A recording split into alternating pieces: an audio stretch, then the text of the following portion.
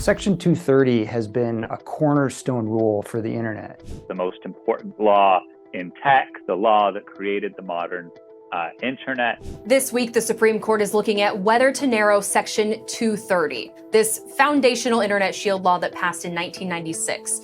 But even some of the justices are grappling with that role. I mean, we're a court. We really don't know about these things.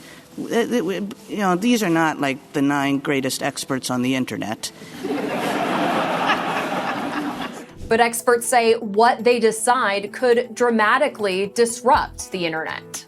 If Section 230 were to disappear overnight, I think there are very real questions about whether a company, even the size of Google or Facebook, would be viable without really radical changes to how their user interface works. Michael Karanicolas is the executive director of UCLA's Institute for Technology Law and Policy. I would far rather this be dealt with as a legislative matter.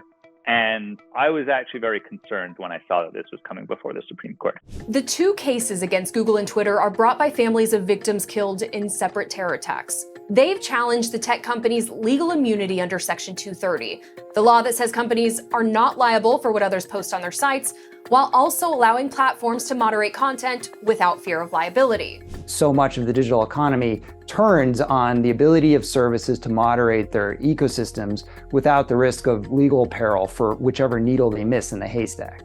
But the families in these cases argue the platforms should be held liable for allowing terrorist content that may have helped radicalize the attackers.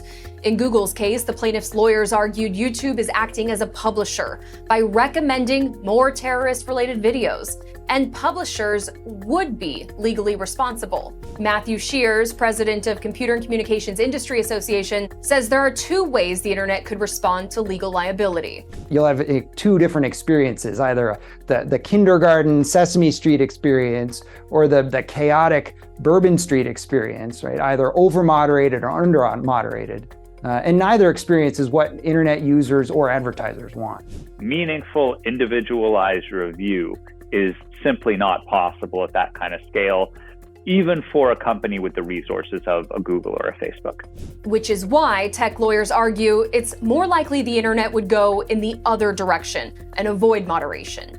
The worst case scenario would be a legal ruling that disincentivizes companies or encourages companies not to police content online, and that in turn leaves users at greater risk of dangerous content. The internet hanging in the balance. Several justices suggested this quandary might be a better case for Congress.